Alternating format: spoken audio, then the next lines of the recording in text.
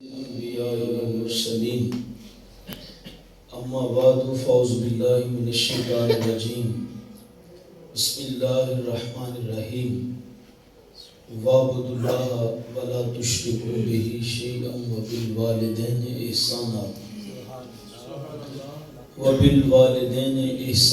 وبذي القربى واليتامى والمساكين والجار ذي القربى والجار الجنوب والصاحب بالجنب وابن السبيل وما ملكت أيمانكم إن الله لا يحب من كان مختالا فخورا صدق الله العظيم قال الله تبارك وتعالى في شان حبيبه مخبرا وآمرا إن الله وملائكته يصلون على النبي يا أيها الذين آمنوا صلوا عليه وسلموا تسليما الصلاة والسلام عليك يا سيدي يا رسول الله وعلى آلك وأصحابك يا سيدي يا حبيب الله الصلاة والسلام عليك يا سيدي يا نبي الله وعلى آلك وأصحابك يا سيدي يا محبوب رب العالمين.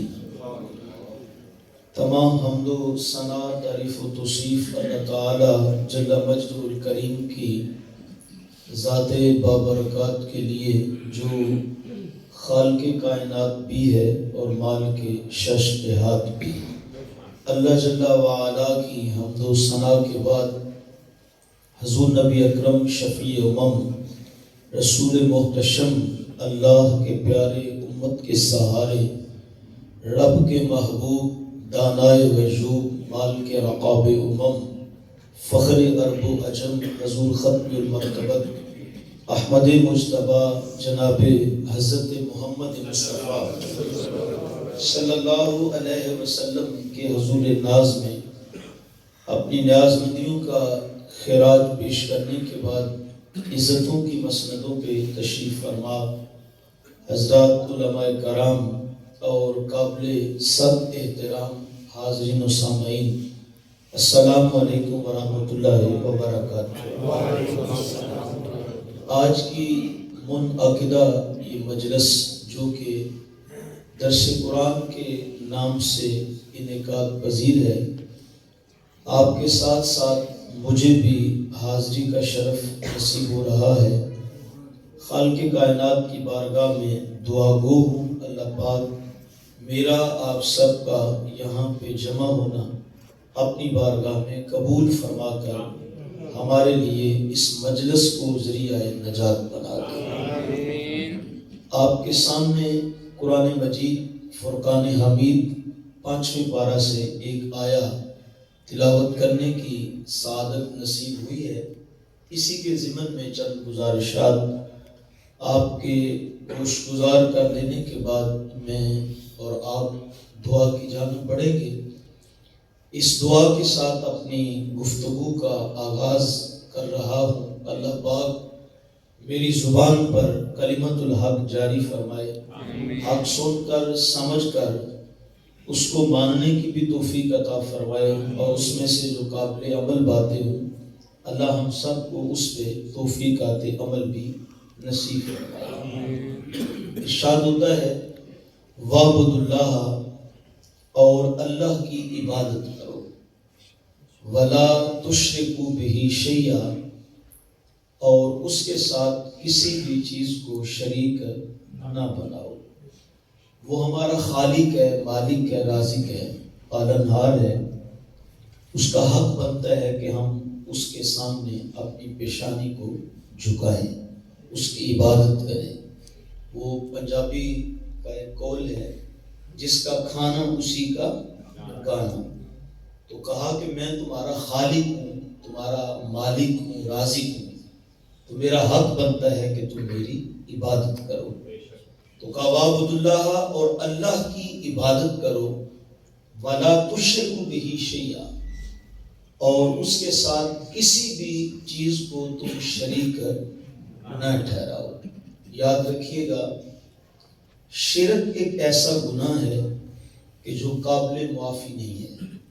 قیامت کے دن جب مشرک آئے گا تو بڑے سے بڑے گناہگار ان کو معاف کر دیا جائے گا لیکن یہ جو مشرک ہوگا اس کو قیامت کے دن معاف نہیں کیا جائے گا۔ تو اس لیے کہا کہ اللہ کی عبادت کرو اور اس کے ساتھ کسی چیز کو شریک نہ بناؤ۔ لیکن یہاں میں ایک بات عرض کرنا چاہتا ہوں، ایک ہوتی ہے تعظیم اور ایک ہوتی ہے عبادت۔ عبادت اللہ کے سوا کسی دوسرے کی جائز نہیں۔ وہ نبی ہے، ولی ہے، جتنے بھی بڑے مرتبے والا ہے، تو سجدہ صرف اللہ کو روا ہے اور عبادت صرف کس کی ہے؟ اللہ کی ہے۔ لیکن جو ادب ہے، جو تعظیم ہے، وہ کسی بھی کی جا سکتی ہے۔ وہ نبیوں کی بھی ہے، وہ قرآن کی بھی ہے، وہ کعبۃ اللہ کی بھی ہے، وہ مساجد کی بھی ہے، وہ اولیاء اللہ کی بھی ہے، وہ اساتذہ کرام کی بھی ہے، وہ بزرگوں کی بھی ہے۔ بلکہ حضور نے فرمایا من لم یرحم صغیرنا ولم یوقر کبیرنا فلیس منا۔ فرمایا جو ہمارے چھوٹوں پہ شفقت نہ کرے اور ہمارے بڑوں کا حیا نہ کرے، ان کی توقیر نہ بجا لائے، ان کی تعظیم نہ کرے، تو حضور نے فرمایا فلیس منا، اس کا ہمارے سے تعلق ہی۔ اگر آپ کا توجہ آپ کی ہو تو میں ایک بات عرض کرنا چاہتا ہوں۔ حضور نے فرمایا وَلَمْ يُؤَكِّرْ كَبِيرَنَا، جو ہمارے بڑوں کا حیا نہ کرے، ہمارے بزرگوں کی تکریم نہ کرے، ان کی توقیر نہ کرے، ان کی تعظیم نہ کرے، تو حضور نے فرمایا فَلَيْسَ مِنَّا، اس کا ہمارے ساتھ کوئی تعلق نہیں ہے۔ یہ بزرگ کیا ہے؟ اس کا معنی یہ ہے کہ جو چٹے بالوں کا حیا نہ کرے۔ بلکہ ایک حدیث میں حضور نے فرمایا کہ جو سفید بالوں کا حیا کرتا ہے تو وہ صرف سفید بالوں کا حیا نہیں کر رہا، وہ اپنے رب کا حیا کر رہا۔ تو چٹے بالوں کی تکریم کرنا، تعظیم کرنا، یہ حقیقت میں رب کی تعظیم اور اس کی توقیر ہے۔ تو حضور نے فرمایا جو ہمارے بڑوں کا حیا نہ کرے تو اس کا ہمارے ساتھ کوئی تعلق نہیں ہے۔ تو میں کہتا ہوں جو چٹے بالوں والے کا حیا نہ کرے، حضور کہتے ہیں اس کا ہمارے سے تعلق نہیں ہے۔ تو جو ولیوں کا حیا نہ کرے، جو نبیوں کا حیا نہ کرے، جس کو کسی کا حیا ہی نہ ہو، تو اگر اس کا اسلام کے ساتھ تعلق بھی کیا ہے؟ اقبال سے پوچھا گیا کہ دین کیا ہوتا ہے؟ اس نے کہا دین سراپا سوختن اندر طلب، انتہاش عشق و آغاز ادب۔ اس نے کہا طلب محبوب میں جلنے کا نام دین ہے، ادب سے شروع ہوتا ہے، عشق پہ جا کے ختم۔ تو میں آپ کو یہ مشورہ دوں گا کہ عبادت میں کمی آ جائے تو کوئی بات نہیں، ہونی تو نہیں چاہیے، لیکن اگر عبادت میں کمی آ جائے تو خیر ہے۔ لیکن اگر آپ کے پاس ادب نہیں ہے تو سمجھے آپ کے پاس کچھ بھی نہیں۔ جو ہمارا مشرب ہے، ہمارا مسلک ہے، اس کی ابتدا ہی جو ہے وہ ادب سے ہے۔ تو تعظیم اور چیز ہے اور جو عبادت ہے وہ اور چیز۔ تو کہا وَعْبُدُ اللَّهَ، اور اللہ کی عبادت کرو، وَلَا تُشْرِكُوا بِهِ شَيْئًا، اور اس کے ساتھ کسی بھی چیز کو شریک نہ بناؤ۔ تو ہمارا یہ عقیدہ ہے کہ نہ اس کی ذات میں کوئی اس کا ہمسر ہے اور نہ اس کی صفات میں کوئی اس کا ثانی ہے۔ ہمارا یہ عقیدہ ہے کہ ہمارا رب جو ہے وہ ذات کے اعتبار سے بھی بے مثل ہے، بے مثال ہے، اور وہ اپنی صفات کے اعتبار سے بھی بے مثل ہے اور بے مثال ہے۔ تو کہا کہ اللہ کی عبادت کرو اور اس کے ساتھ کسی بھی چیز کو شریک نہ ٹھہراؤ۔ اس کے بعد ہمیں حکم دیا وَبِالْوَالِدَيْنِ إِحْسَانًا۔ یہ حقوق اللہ بیان کرنے کے بعد اللہ تعالیٰ نے 7 حقوق العباد کا ذکر کیا، اور حقوق العباد کے اندر سب سے پہلے جن کے حق مقدم رکھے ہیں تو فرمایا وہ تمہارے ماں باپ ہیں۔ تو کہا وَعْبُدُ اللَّهَ، اللہ کی عبادت جب کر لو تو اس کے بعد وَبِالْوَالِدَيْنِ إِحْسَانًا، اپنے ماں باپ کے ساتھ احسان کیا کرو، اپنے ماں باپ کے ساتھ بھلائی کیا کرو۔ علماء تشریف فرما ہے، ان سے پوچھئے احسان ایسی نیکی کو کہا جاتا ہے جو کسی کے بدل میں نہیں ہوتی۔ ایک تو یہ ہوتا ہے نا اس نے میرے ساتھ کیا کیا ہے اور اس کے بدلے میں نے اس کے ساتھ کچھ کرنا ہے۔ آج کل کے نوجوان یہ کہتے ہیں کہ ہمارے باپ نے ہمارے لیے کیا ہی کیا ہے، ہم تو خود محنت کر کر کے یہاں تک پہنچے، تو وہ کہتے ہیں پھر ہم اس کو کیوں سنبھالیں، ہم اس کی دیکھ بھال کیوں کریں؟ تو میاں قرآن کے ان الفاظ پہ غور کیجئے، اللہ تعالیٰ نے یہ تو فرمایا ہی نہیں ہے کہ اپنے ماں باپ کے ساتھ وہ نیکی کرو جو کسی نیکی کے بدلے میں ہے، بلکہ فرمایا وَبِالْوَالِدَيْنِ احسانا، اپنے ماں باپ کے ساتھ تم نے احسان کرنا ہے۔ یعنی مطلب یہ ہے کہ یہ نہیں دیکھنا کہ انہوں نے میرے لیے کیا کیا ہے، فرمایا تم نے اپنی چاہتیں، اپنی خواہشیں، اپنی محبتیں اپنے ماں باپ کے اوپر جو ہے وہ نچھاور کر دیں۔ تو کہا وَبِالْوَالِدَيْنِ احسانا، اور اپنے ماں باپ کے ساتھ تم نے بھلائی کرنی ہے، احسان کرنا ہے، اور ان کے ساتھ تم نے نیکی سے پیش آنا ہے۔ بلکہ ایک اور مقام پہ اللہ تعالیٰ نے فرمایا وَوَصَّيْنَا الْإِنسَانَ بِوَالِدَيْهِ، ہم نے انسان کو اس کے ماں باپ کے بارے میں وصیت کی ہے۔ اچھا، ایک ہوتی ہے نصیحت اور ایک ہوتی ہے وصیت۔ نصیحت میں اور وصیت میں بڑا فرق ہوتا ہے۔ نصیحت کے اندر ترغیب ہوتی ہے اور وصیت کے اندر تاکید ہوتی ہے۔ نصیحت کیا ہے؟ آپ کسی کو اختیار دیتے ہیں، مشورہ دیتے ہیں کہ میاں یہ کام ہے تو کرنے والا اچھا کام ہے، اگر تو یہ کام کر لے تو تیرا فائدہ ہو جائے گا، بھلا ہوگا، یعنی اس میں اس کو اختیار دیا جاتا ہے، اگر تو کر لے تو تیرا بھلا ہے، اچھا اگر نہ بھی کرے گا تو چلو تیری مرضی۔ لیکن وصیت میں اختیار نہیں دیا جاتا، وصیت میں کہا جاتا ہے کہ تو نے کر نہیں کرنا ہے۔ اللہ تعالیٰ نے جب ماں باپ کے بارے میں اولاد کو اور انسان کو وصیت کی ہے تو وہاں نصیحت نہیں کی، بلکہ فرمایا وَوَصَّيْنَا الْإِنسَانَ، ہم نے انسان کو اس کے ماں باپ کے بارے میں وصیت کی ہے، یعنی بتایا ہے کہ یہ تو نے کام کرنا ہی کرنا ہے، اس کے بغیر تیرا گزاری نہیں ہے۔ ماں باپ کی خدمت ہی وہ نیکی ہے جس کے صدقے اللہ دنیا بھی بہتر فرما دیتا ہے، اللہ آخرت بھی بہتر فرما دیتا ہے۔ تو ہمیں حکم دیا وَبِالْوَالِدَيْنِ احسانا، تم نے اپنے ماں باپ کے ساتھ کیا کرنا ہے؟ بھلائی کرنی ہے، اور تم نے ان کے ساتھ نیکی سے پیش آنا ہے۔ آج جمعۃ المبارک تھا تو میں اس مناسبت سے ایک حدیث آپ کو سنانا چاہتا ہوں۔ نبی مکرم نور مجسم سرکار دو عالم صلی اللہ علیہ وسلم کا فرمان عالی شان ہے۔ حضور نے فرمایا من زار قبر ابویہ او احدہما فی کل جمعۃ کتب لہ عند اللہ برا۔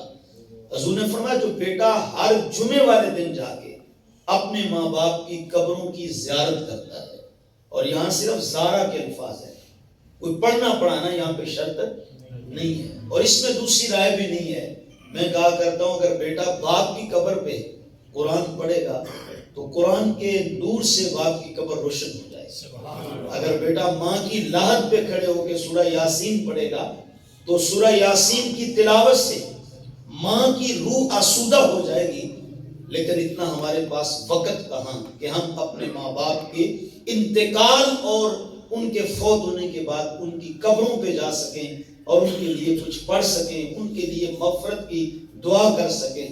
میاں صاحب نے کہا تھا جنہ لئی تو پاک کمائے، جنہ لئی تو پاک کمائے، کتھے نہیں تیرے کر دے، جاندی وار ڈرونا بنے ہو تے ہاتھ نہیں لا دے ڈر دے۔ ہم نے ایسے بھی بیٹے دیکھے ہیں کہ سکے باپ کے جنازے میں کھڑے ہیں اور نماز جنازہ پڑھنے کا طریقے نہیں معلوم، سکی ماں کے جنازے میں کھڑے ہیں اور اس کو بھی دھوکہ دے رہے ہیں، اور پتہ ہی نہیں ہے کہ ہم نے جنازے کی نماز میں دعائیں کون سی مانگنی ہیں۔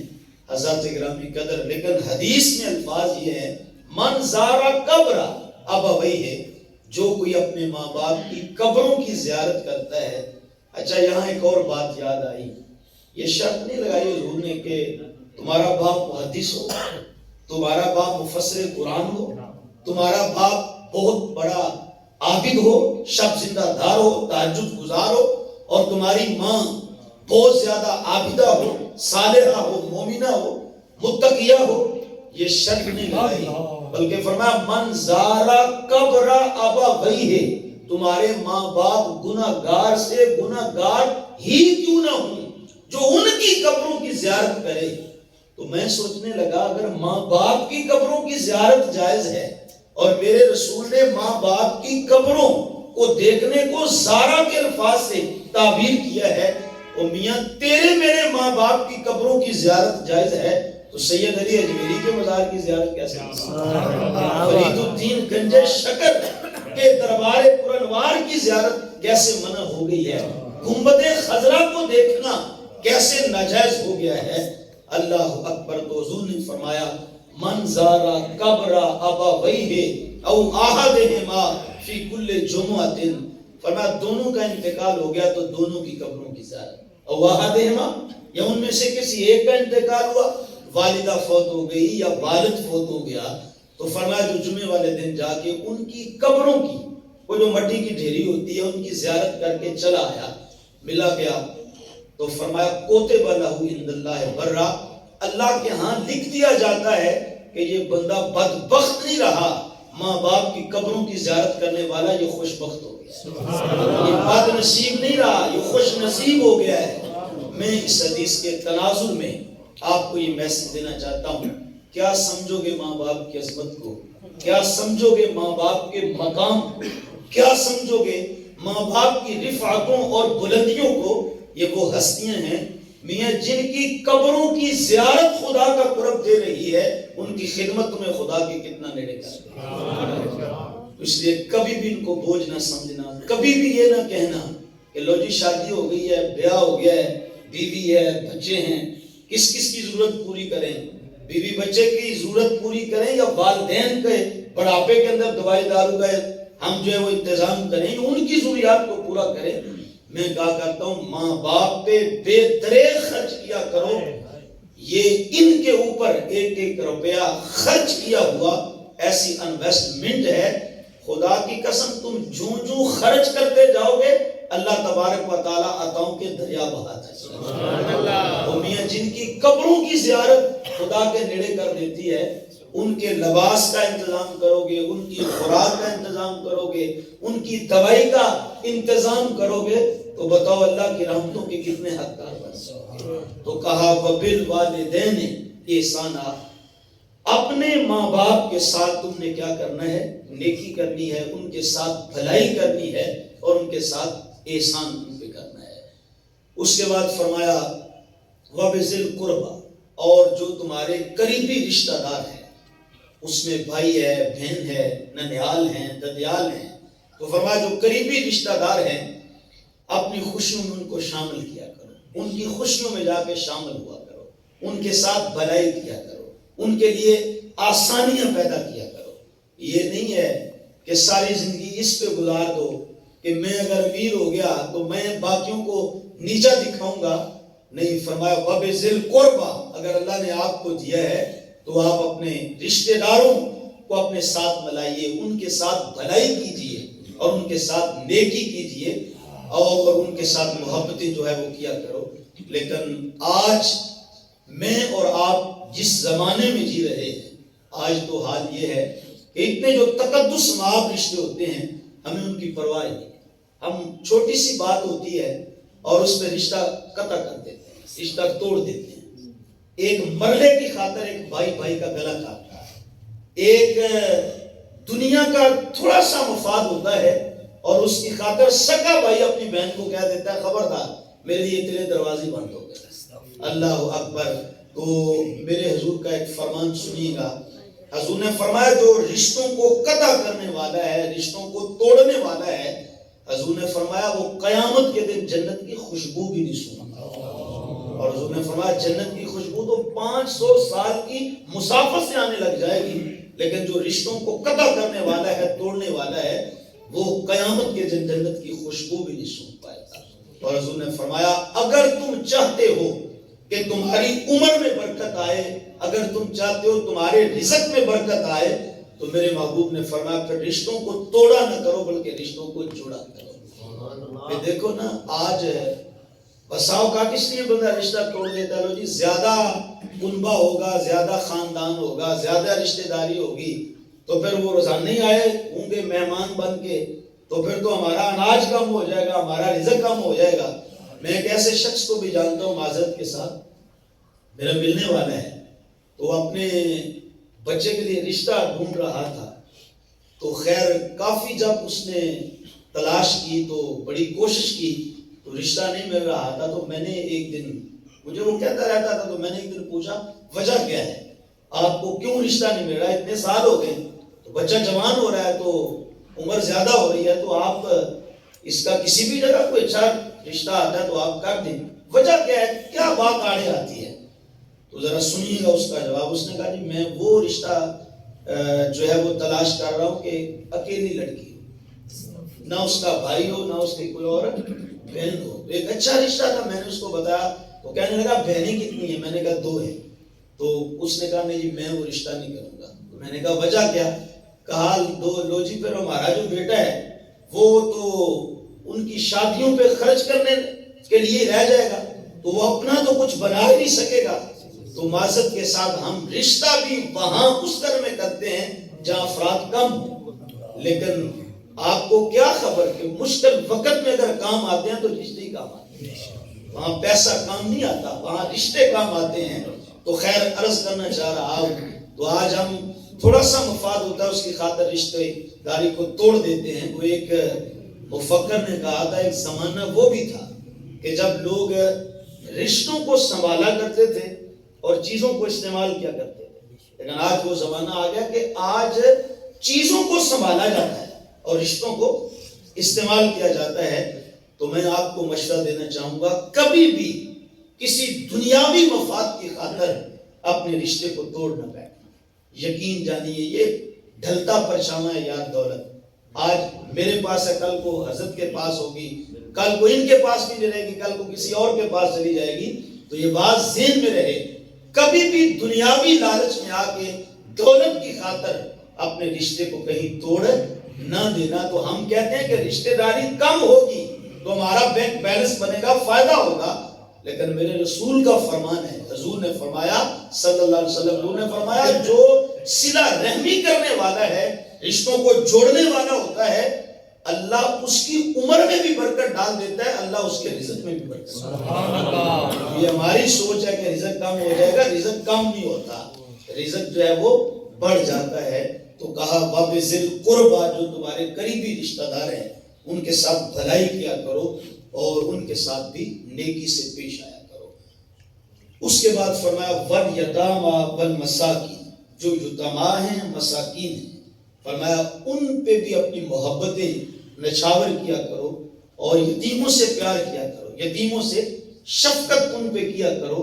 حضور یتیم ہو کر یتیم پرور تھے، یتیم ہو کر میری سرکار یتیم پرور تھے، بلکہ حضور کا فرمان سنیے، حضور نے فرمایا جو یتیم کے سر پہ شفقت کا ہاتھ رکھتا ہے، ابھی کچھ کھلایا نہیں، ابھی کچھ پہنایا نہیں، ابھی کچھ دیا نہیں ہے، فقط یتیم کے سر پہ شفقت کا ہاتھ ہی رکھا ہے، تو حضور فرماتے ہیں جتنے اس کے بال اس کے ہاتھ کے نیچے آتے ہیں، اللہ اتنی نیکیاں اس کے نام اعمال میں نہیں۔ وذات گرامی قدر، یتیما کے ساتھ بھلائی کرنے کا، مساکین کے ساتھ بھلائی کرنے کا اسلام نے ہمیں حکم کیا ہے، بلکہ حضور نے فرمایا کائنات کا بہترین دسترخوان وہ ہوتا ہے جس کے اوپر کوئی یتیم بچہ پرورش پا رہا ہے۔ ہم تو ان کو منحوس سمجھ کے ان کو دھکے دے دیتے ہیں، سکے بھائی کا بیٹا بھتیجا بھی ہو تو ہم اس کو بھی منحوس قرار دیتے ہیں اور اس کو بھی قریب نہیں آنے دیتے ہیں، اپنے بچوں سے کھیلنے نہیں دیتے ہیں۔ لیکن میرے حضور کا فرمان سنیے، حضور نے فرمایا بہترین دسترخوان وہ ہے جس پہ کوئی یتیم جو ہے وہ پرورش پا رہا ہو۔ ہم تو کہتے ہیں نا شاید انواع و اقسام کے کھانے پڑے ہوں دسترخوان پہ، تو وہ دسترخوان بہترین دسترخوان ہوگا، لیکن حضور نے فرمایا کھانا ایک ہی پڑا ہو لیکن اس پہ یتیم بھی بیٹھ کے کھا رہا ہو، تو حضور نے فرمایا کائنات کا بہترین دسترخوان وہ ہوتا ہے۔ تو ہمیں حکم دیا گیا یتیما کے ساتھ، مساکین کے ساتھ، ان کے ساتھ تم نے بھلائی کرنی ہے اور ان کے ساتھ تم نے نیکی سے پیش آنا ہے۔ اس کے بعد فرمایا وَالْجَارِ ذِي الْقُرْبَى، جو تمہارے قریبی پڑوسی ہیں، وَالْجَارِ الْجُنُبِ، اور جو تمہارے اجنبی پڑوسی ہیں۔ اب قریبی پڑوسیوں میں کون آتا ہے؟ تو اس سے مراد مفسرین کرام نے لکھا ہے کہ جو پڑوسی بھی ہو، رشتہ دار بھی ہو، تو اس سے مراد وہ ہے وَالْجَارِ ذِي الْقُرْبَى، جو تمہارے قریبی پڑوسی ہیں، اس سے مراد جو رشتہ دار بھی ہے اور جو پڑوسی بھی ہے۔ وَالْجَارِ الْجُنُبِ، اور اجنبی پڑوسی، یعنی وہ رشتہ تو نہیں ہے آپ کے ساتھ اس کا کوئی اور ہے آپ کا پڑوسی. میں یہاں پہ عرض کرنا چاہوں گا پڑوسیوں کی بنیادی طور پہ 3 قسمیں ہیں. ایک یہ کہ وہ رشتہ دار بھی ہے، مسلمان بھی ہے اور آپ کا پڑوسی بھی ہے. دوسرا یہ کہ رشتہ دار تو نہیں ہے، مسلمان ہے اور آپ کا پڑوسی ہے. تیسری قسم کہ نہ رشتہ دار ہے نہ مسلمان ہے، غیر مسلم ہے، لیکن آپ کی اور اس کی دیوار سانجھی ہے، وہ آپ کا پڑوسی ہے. تو یاد رکھیے جو مسلمان بھی ہے، رشتہ دار بھی ہے، پڑوسی بھی ہے، اس کے ہمارے اوپر 3 حق ہیں. ایک رشتہ داری کی بنیاد پہ، ایک اسلام کی بنیاد پہ، اور تیسرا پڑوسی کی بنیاد پہ. اور جو رشتہ دار نہیں ہے، مسلمان ہے، پڑوسی ہے، اس کے ہمارے اوپر 2 حق ہیں. ایک مسلمان ہونے کی بنیاد پہ اور ایک